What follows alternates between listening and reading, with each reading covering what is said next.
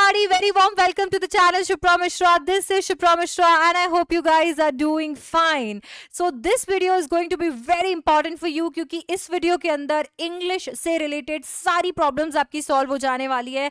ये वो वीडियो है जिसका आप सब इंतजार कर रहे थे और इस वीडियो के बाद आपको प्री बोर्ड्स, बोर्ड्स में किसी में भी कोई भी प्रॉब्लम नहीं रहेगी. तो इस वीडियो को एंड तक जरूर देखना. नेक्स्ट एग्जाम जो हम फेस करने वाले हैं वो है प्री बोर्ड्स. तो प्री बोर्ड्स के लिए हमें फुल्ली एकदम तैयार होना है. बट अगर प्री बोर्ड्स के लिए हम तैयार होना चाहते हैं तो पहले हम जान तो लें कि जिस प्रॉब्लम को हम लड़ने जा रहे हैं वो प्रॉब्लम है कैसी, दिखती कैसी है.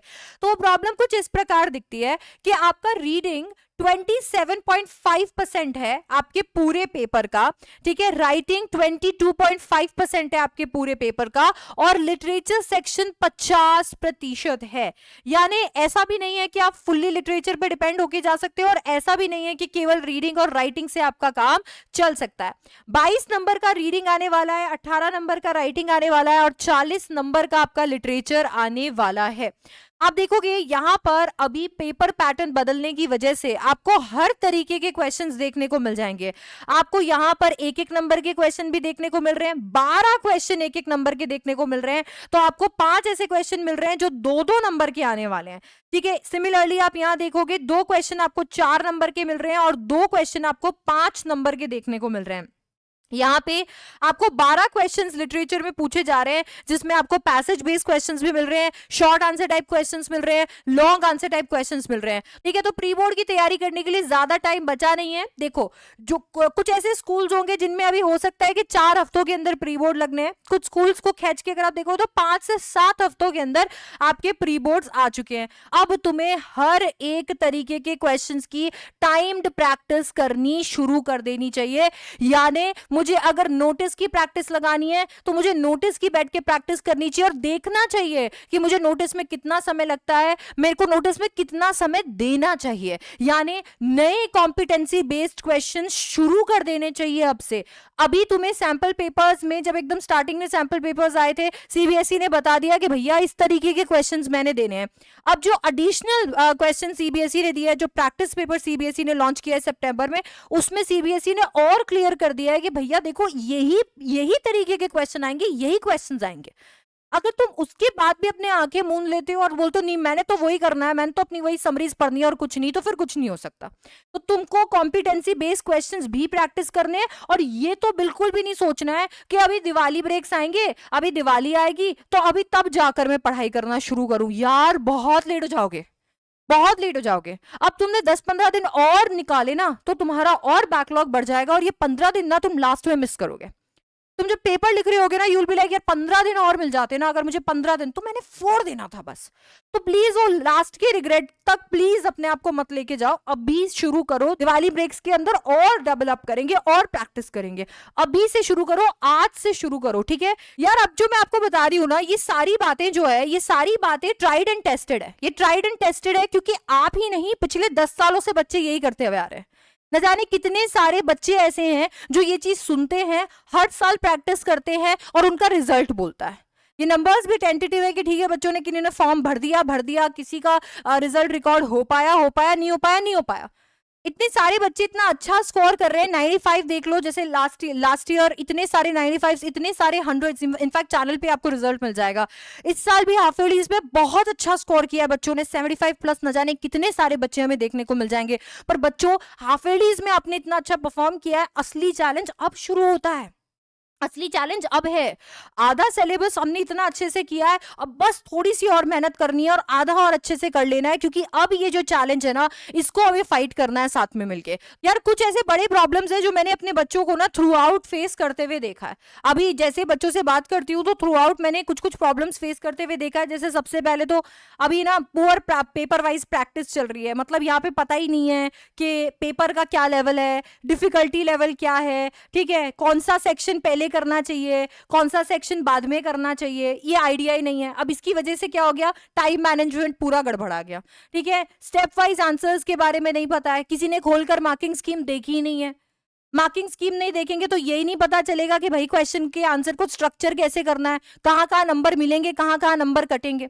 है ना। और ये प्रॉब्लम्स बढ़ती ही जा रही है, क्योंकि आप जब तक पेपर को अच्छे से समझोगे नहीं, पैटर्न को अच्छे से नहीं समझोगे, आप सीबीएसई के साथ दोस्ती नहीं करोगे ना, तब तक आप चाहे कुछ भी कर लो, कैसे भी हाथ पैर मार लो, आपको वो रिजल्ट नहीं मिलने वाला जो आप चाहते। और इसीलिए मैं लेकर आ गई हूँ paper wise practice book for pre boards and boards. जी हाँ, ये वो बुक है जिसके बारे में आप रात दिन सोचा करते थे। जी हाँ, ये वो बुक है जो आपके ख्वाबों में आया करती थी, क्योंकि ये वो बुक है जो आपके लिए इकलौती इंग्लिश की ब्रह्मास्त्र हो सकती है। जी हाँ, क्योंकि अब इस पॉइंट पे आपको जिस लेवल की प्रैक्टिस चाहिए, अब इस पॉइंट पे आपको जो प्रैक्टिस करना है, वो सब कुछ मौजूद है हमारी इस बुक के अंदर। तो ये जो बुक है, ये book is the only book you need for your English sample papers और प्रैक्टिस। अब बच्चों यहां पर क्या हुआ ना, मैंने फेजेस बना रखे हैं, आपको तो पता ही मुझे फेज में पढ़ाना बहुत पसंद है।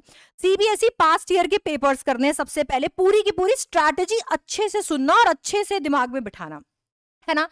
तो फेज 1 जो कि अब शुरू होता है, अब शुरू होता है आपका, क्योंकि आप अगर अपना पूरा सिलेबस कंप्लीट कर चुके हो, तो अब आपने क्या करना है, अपना प्रैक्टिस करना शुरू करना। और प्रैक्टिस कौन सी चीजों की करनी है, सीबीएसई के पेपर्स की। अभी सीबीएसई के पेपर्स लगाने, अगले 2 हफ्ते बस इसी चीज का ध्यान रखना है कि ठीक है यार, मेरे पास में सीबीएसई के दोनों लॉन्च पेपर आ गए, मेरे पास 2022-2023 का पेपर आ गया, मेरे पास कंपार्टमेंट का पेपर आ गया, मेरे पास टर्म 1 टर्म 2 आ गया, मेरे पास 19-20 का पेपर आ गया, मेरे पास 18-19 का पेपर भी आ गया। अब ये सारे के सारे पेपर्स आपने सॉल्व करने हैं।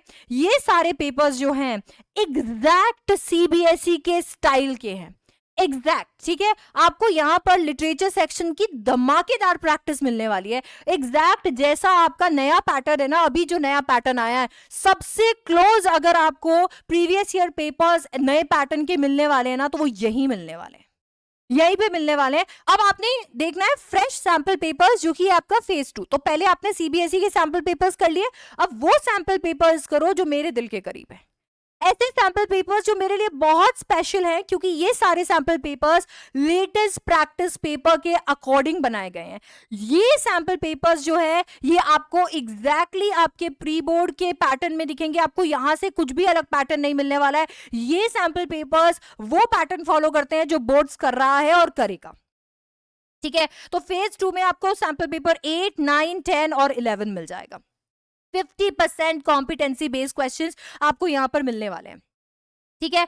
ये सारे के सारे पेपर्स बहुत ही ज्यादा स्पेशल है। ये पेपर्स अगर आप सॉल्व कर दोगे तो आप 95 के इतना करीब पहुंच जाओगे कि आपको खुद को वापस से किताब उठा के देखने की जरूरत नहीं पड़ने वाली है, ठीक है। तो अब अभी आपने दोनों फेजेस कर लिए, तो अब आपका फाइनल असेसमेंट फेज आता है, जहां पे आता है आपका फेज 3। अब ये फेज 3 क्या है, फेज 3 आपके लिए एक्स्ट्राऑर्डिनरी जाने का, बनने का रास्ता है। इस फेज के अंदर आप 2 चीजें सीखेंगे। सबसे पहला सीबीएसई मार्किंग स्कीम। अरे टीचर के दिमाग में घुस जाओ यार, देख लो टीचर कैसे कॉपी चेक करने वाला है, कहां नंबर मिलने वाले हैं, कहां नंबर कटने वाले हैं। और दूसरा, टॉपर्स कैसे आंसर लिखते हैं, टॉपर्स ने कैसे आंसर लिखा है, और वैसे ही आंसर लिखना सीखो। यहां पे तुम्हें सैंपल पेपर 12, 13, 14, 15, 16 देखने को मिलने वाले हैं। यहां पे 12 से लेके 16 पेपर तक तुम्हें मिलेंगे सेल्फ इवैल्यूएशन चार्ट्स। जी हां, सेल्फ इवैल्यूएशन चार्ट्स, क्योंकि पेपर अगर आप लिख लेते हो पर आपने बैठकर ये इवैल्यूएट नहीं किया कि कहां आपने गलती किया, क्या गलती की, और आप उसको सुधारने के बारे में नहीं सोच रहे हो, तो पेपर लिखने का कोई मतलब नहीं है। तो आपको ना यहां पर ये सारे के सारे चार्ट्स देखने को मिल जाएंगे। बैठिए, अपने पेपर को देखिए और फिर यहां पर बैठकर सारा इवैल्यूएशन कर लीजिए। आपको पता चल जाएगा 5 नंबर देने हैं तो कैसे देने हैं, 2 नंबर मिलेंगे तो कैसे मिलेंगे, कौन कौन से पॉइंट्स जो है आपको यहां पर मेंशन करने चाहिए। ये एक्चुअली बहुत ज्यादा इंपॉर्टेंट है। तो यार आ गई है पहली ऐसी बुक जहां पर आपको इंग्लिश में इतने सारे कॉम्पिटेंसी बेस्ड क्वेश्चंस मिलने वाले हैं। एक ऐसी बुक जो आपके लिए इतने सारे प्रैक्टिस पेपर्स लेकर आ रही है कि अगर आपने ये कर लिया तो आप 95 से 100 के बीच में ही लाई करने वाले हो। तो यार बहुत मेहनत लगी है इसे प्रिपेयर करने के लिए, और मैं यही चाहती हूँ कि आपका जो सपना है कि आपकी भी इसी तरीके से न्यूज़पेपर में फोटो आए, आपका जो सपना है कि एक दिन आप भी अपने पेरेंट्स को प्राउड फील कराओ, हमारे पेरेंट्स को हम प्राउड फील कराए, वो सपना इस किताब के साथ पूरा हो। ये जो किताब है ये आपकी मदद करेगी इंग्लिश में वो मार्क्स हासिल करने के लिए जो आपकी ओवरऑल परसेंटेज को सुधारेगा। तो ये बुक आपके लिए, मैंने जो बोला था ना, वो सपनों वाली बुक है, जिस बुक के बारे में आप दिन रात सोचते रहते थे, जी हाँ ये वही बुक है। तो बस इस बुक को दिखाओ अपना ढेर सारा प्यार और चेकआउट करो डिस्क्रिप्शन बॉक्स, जहां पर मैंने आपके लिए डाल दिया है बुक का एक्सक्लूसिव लिंक, और जाके फटाफट से अपने ऑर्डर्स प्लेस करो और प्रैक्टिस करना कर दो शुरू। That's it for this video and I will see you in the next one. Thank you so much for watching. I love you guys. I love you so much. Bye bye. Take care.